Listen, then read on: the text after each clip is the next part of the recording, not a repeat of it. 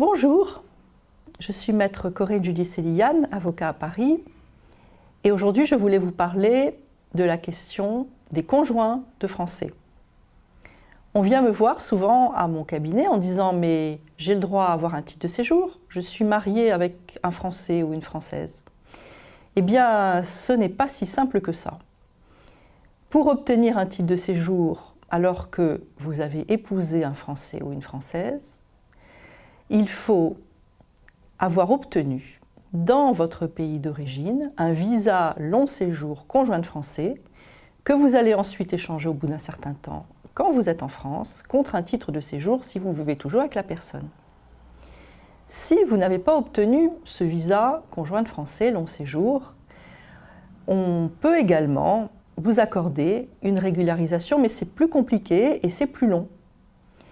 Par exemple, si vous avez une entrée en France qui a été régulière, c'est-à-dire sans ce fameux long visa, mais avec quand même un visa, une entrée régulière, eh bien là, vous pouvez obtenir un titre de séjour à condition que le mariage ait eu lieu en France et que la communauté de vie ait duré un certain temps.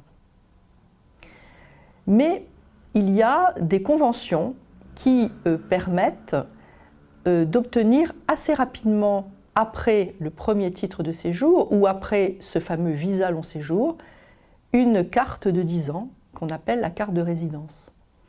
Je pense aux conventions par exemple avec l'Algérie, je pense aux conventions avec la Tunisie.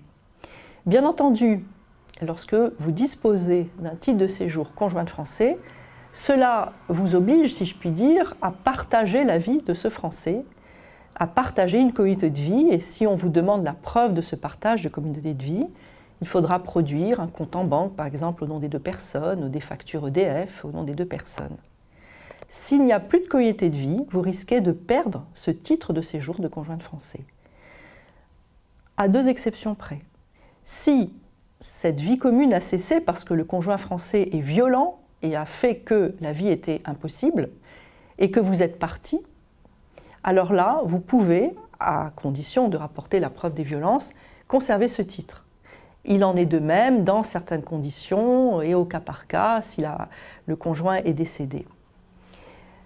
Donc, il faut retenir qu'en matière de titre de séjour pour des personnes mariées avec des Français, ce qui est important, c'est la manière dont on est entré en France, c'est le visa qui va faire que ça va être facile, ou court, ou difficile, extrêmement long.